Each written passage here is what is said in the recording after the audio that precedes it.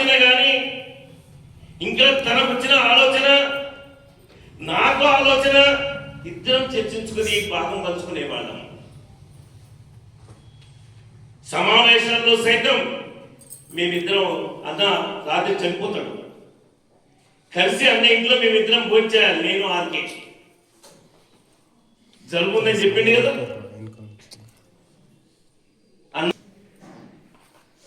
VP నువ్వు RK రాత్రి మన దగ్గరనే భోజనం చేయాలి, ఎక్కడే పడుకోవాలి అని చెప్పిండు. చివరి మాట, చివరి చూపు. అంతేకాదు తనకు ఏ చర్చ అయినా మేము బాగా మార్చుకునేవాళ్ళం. ఎందుకంటే అన్న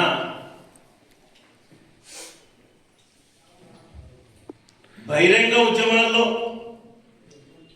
చట్టబద్ధ ఉద్యమాల్లో, చట్టాలను ఉల్లంఘిస్తూ జరిగే ఉద్యమాల్లో పార్టీ ఏ బాధ్యత ఇచ్చినా ఇది ప్రాణానికి రిస్క్ ఉంటుంది,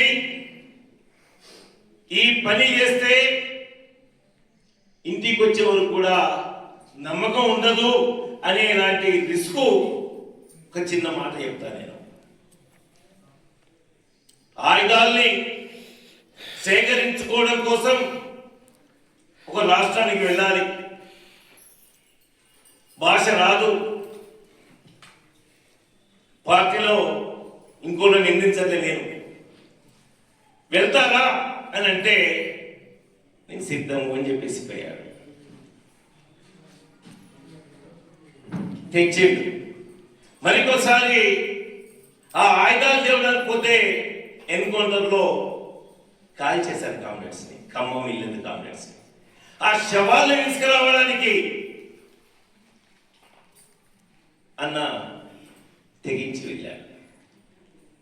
అంటే తనకు ఒకటే ఉంది, ఈ దేశంలో నా కుటుంబం భాగం, దేశం బాగుపడితే నా కుటుంబం బాగుపడుతుంది, నా కుటుంబం కూడా అందరితో సమానంగా ఉంటుంది అని నమ్మిన అన్న.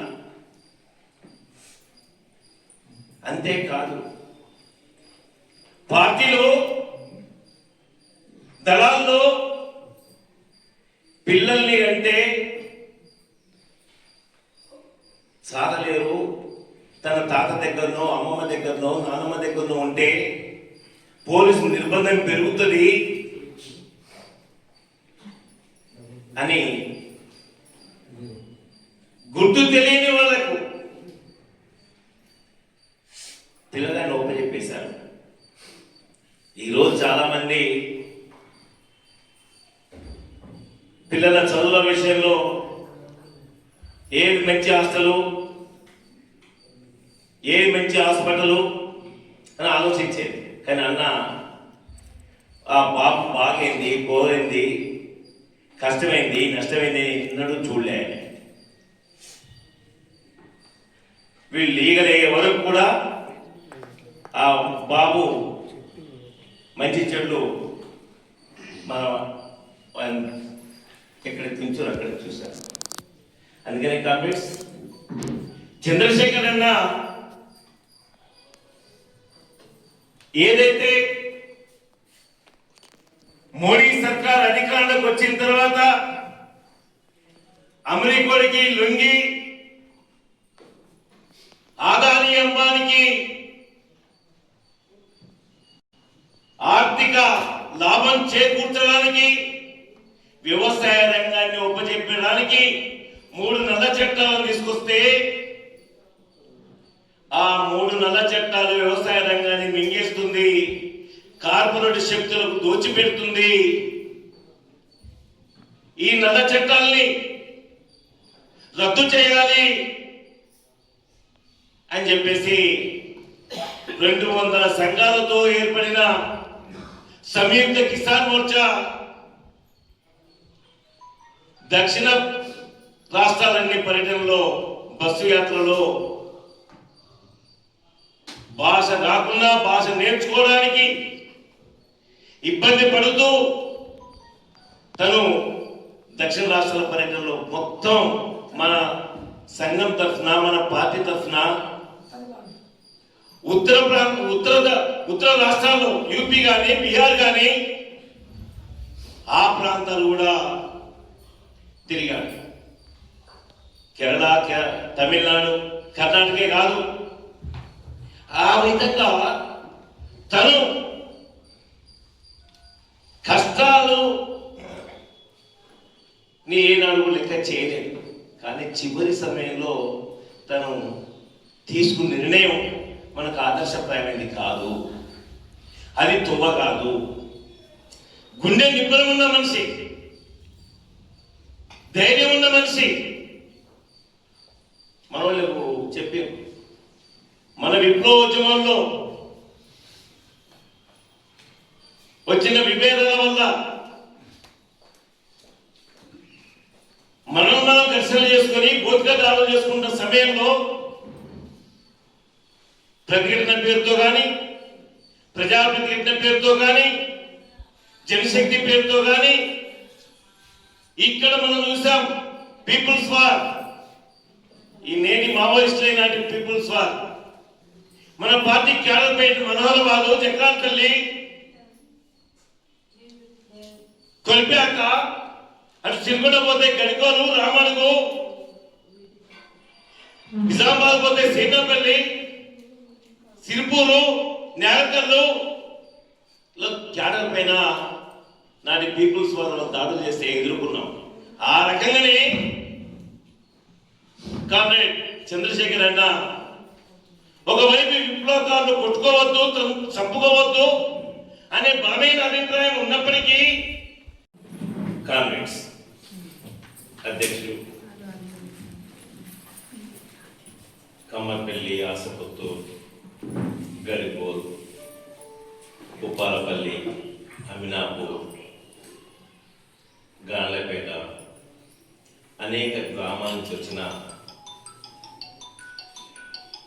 అన్నలు, అక్కలు అందరికీ పార్టీ తరఫున ఉద్యమ అభినందనలు తెలియజేస్తా ఉన్నా. ముఖ్యంగా ఇప్పటి వరకు రాయల చంద్రశేఖర్ అన్న కుటుంబం, రాయల చంద్రశేఖర్ అన్న జీవితం, తన ఆశయం మన కామ్రేడ్స్ అందరూ వివరించారు. ఆ ఆశయాన్ని సాధించడానికి మనం ఏం చేద్దాం, ఏం చేయాలి, అసలు ఆశయం ఏంటి అనేది కూడా మనం ఆలోచించాలి కామ్రేడ్స్. ముఖ్యంగా ఈ రోజుల్లో మన పిల్లల్ని ఏ డాక్టర్ చేద్దామా, కలెక్టర్ చేద్దామా, సాఫ్ట్వేర్ ఇంజనీర్ చేసి అమెరికాకు, ఏ ఆస్ట్రేలియాకో పంపిద్దామా అని ఆలోచిస్తున్న ఈ రోజు అన్న చంద్రశేఖర్ అన్న కానీ, రవణ కానీ చదువుకున్న రోజుల్లో ఆనాటి యువత కూడా ఈ దేశానికి ఏం చేస్తే నాకేం వస్తుంది, నేను ఏ సర్కారు కొలువు చేసి సుఖ జీవితాన్ని అనుభవించాలి అని ఆలోచిస్తున్న ఆ రోజుల్లో కూడా మరి రవణ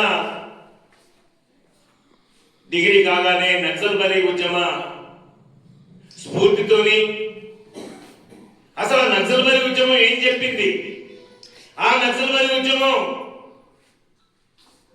ఏ సిద్ధాంతం మీద ఆధారపడి ఉంది, మరి రవణ దాన్ని ఏ విధంగా అధ్యయనం చేసిండు అని చెప్పేసి చూసి ఆ రోజు నేను నా కుటుంబం కోసం పరిమితం కాదు, ఈ దేశంలో అగ్రకుల పెత్తందారి మనువాద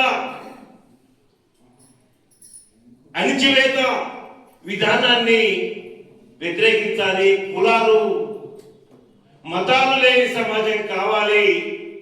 అందరం గౌరవంగా బతకాలి. ఆ భూమి మీద కానీ, ఆ ఫ్యాక్టరీలో మిషన్ల మీద కానీ అందరికీ హక్కు ఉండాలి. ఒక మాట చెప్పాలంటే ఉత్పత్తి సాధనాల్ని ప్రజల పరం కావాలి, ఆ సమాజం కావాలి అని కోరుకుందే నక్సల్బరీ సిద్ధాంతం. ఆ నక్సల్బరీ సిద్ధాంతాన్ని సాధించడానికి అనేక రూపాలు వేరు. ఆ జోలికి మనం పోకుండా ఉంటే చూద్దాం. ఆ రకంగా ఒక కుటుంబంలో ఆ కుటుంబం 2-3 తరాలుగా ఆ గ్రామం, ఆ ప్రాంతం నైజాం సర్కారుకు వ్యతిరేకంగా ఏదైతే ఉద్యమం కొనసాగిందో, మరోవైపు పక్కనే ఉన్న విజయవాడ కానీ, పక్కనే ఉన్న ఆంధ్ర ప్రాంతంలో కానీ బ్రిటిష్ సామ్రాజ్యవాదానికి, తెల్లదొరలకు వ్యతిరేకంగా జరుగుతున్న ఉద్యమం, దాని ప్రభావం, ఇవన్నీ కూడా మన అన్న వాళ్ళ కుటుంబాల పైన, ఆ గ్రామం పైన పడి అన్నవాళ్ళు ఈ దేశానికి, ఈ ప్రపంచానికి మార్క్సిజమే, ఆ సిద్ధాంతమే గొప్పది, దాన్ని ఆచరించాలి అని చెప్పి నమ్మి వచ్చిన కుటుంబం మన చంద్రశేఖర్ అన్న వాళ్ళది. ఇకపోతే చంద్రశేఖర్ అన్న చాలా నాకు, మేమిద్దరం 1980 నుంచి ఆత్మరక్షణ ఆయుధం కోసం వెళ్ళి ఆత్మరక్షణ ఆయుధాన్ని తన నుంచి తీసుకున్న మొదటి నుంచి, ఆ రోజు నుంచి నాకు అన్నతో బాగా దగ్గర పరిచయం.